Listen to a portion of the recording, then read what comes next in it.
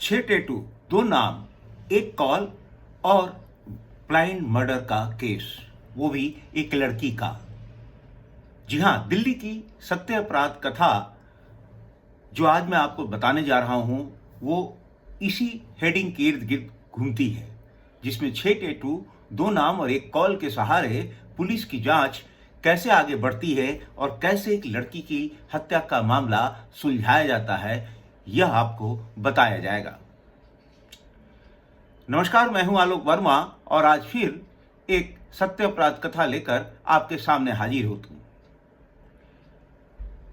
दोस्तों, बात 22 फरवरी 2025 की है। दिल्ली के अशोक विहार के एक पब्लिक टॉयलेट में एक बोरी में बंद एक लड़की की लाश मिलती है।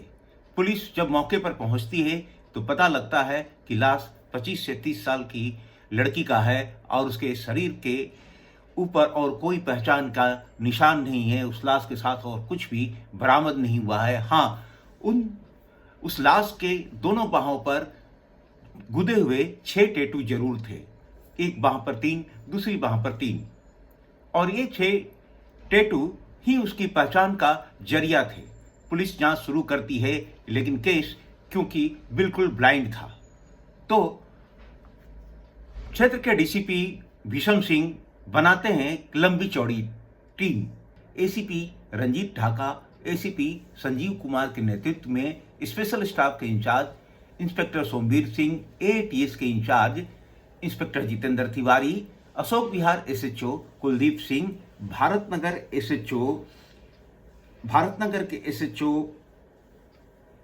Rajesh Vijay Varjiya, ACP Satyendra Singh, SI Sumit Kalkal, head constable Narsi, Sachin, Somvir, Joginder, Harish, constable Akshay, महिला constable Dolly, head constable Pradeep, constable Sagar, SI Sachin, Mohit, Ajay, Vihal, ASI Vikas, head constable राजकुमार, शशि, एसआई रुपेश राज, हेड कांस्टेबल आसाराम, कांस्टेबल रतन और मनोज की लंबी चौड़ी टीम बनाई जाती है।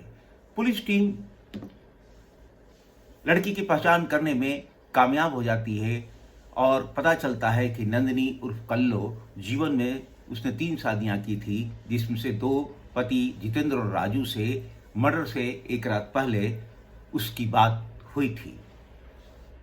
पुलिस सबसे पहले राज को तलाश करती है, क्योंकि लाश के मर्डर के पहली वाली शाम को नंदिनी उर्फ कल्लो ने सबसे पहले राज से ही बात की थी। राज से कड़ी पूछताछ की जाती है तो पता लगता है राज कल्लो से कई दिनों से संपर्क में नहीं था और पिछले शाम यानी मर्डर के पहले वाली शाम को कल्लो ने उसे फ़ोन किया था और राज ने कल्लो को आज़ादपुर मेट्रो स्टेशन पर छोड़ा था। सीसीटीवी फुटेज राज के इस बयान की तस्दीक करती है। इसके बाद नंदिनी का फ़ोन स्विच ऑफ था और उसका फ़ोन लाश के पास भी नहीं मिला था। अब तलाश करती है पुलिस जीतू की।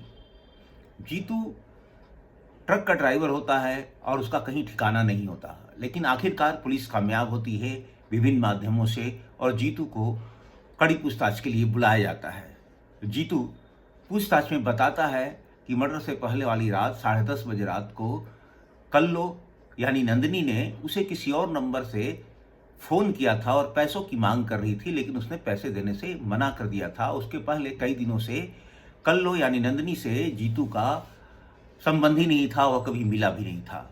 उसके बयान की तस्दीक भी हो जाती है और तब पुलिस उस नंबर पे अपना फोकस करती है जिसके माध्यम से रात को जीतू को फ़ोन किया गया था, लेकिन वह नंबर ऑफ मिलता है।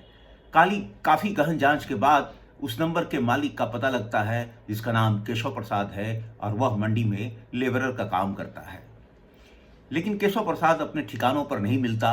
आखिरकार पुलिस जिसके यहाँ वो काम करता है वहाँ पहुँचता है तो पता लगता है कि केशव आंध्र प्रदेश के विजयवाड़ा जाने वाला है और पैसे लेने के लिए यहाँ पर आएगा। पुलिस जाल बिछाती है, केशव को हिरासत में लिया जाता है, कड़ी पूछताछ की जाती है और तब पता लगता है कि केशव को कल्लो मर्डर से पहले रात को आज़ादपुर फ्लाईओवर के पास मिली थी। केशव प्रसाद 50 साल का है, जबकि कल्लो सिर्फ 22 साल की थी। केशव उसे अपने घर ले जाता है, उसे खाना खिलाता है और उसके बाद फिर उसके साथ सेक्स करने की कोशिश करता है। पैसों के लेन देन को लेकर दोनों में झगड़ा होने लगता है और केशव उसका गला दबा देता है। गला दबाने के बाद जब उसकी मौत हो जाती है, वो उसकी लाश को बोरी में बांधता है, पब्लिक टॉयलेट में डाल आता है। इसके बाद वह विजयवाड़ा जाकर आम के बगीचों में काम करने की फिराक में था, जहां से पुलिस को कभी उसका पता नहीं लगता।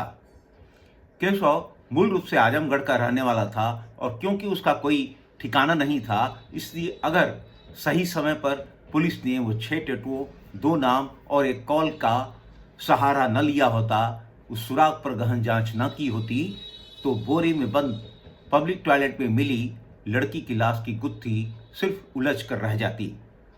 अगली बार फिर किसी नई कहानी के साथ हाजिर हूँगा। तब तक के लिए आप सबको आलोक वर्मा का नमस्कार। इस चैनल को सब्सक्राइब जरूर कर लीजिएगा।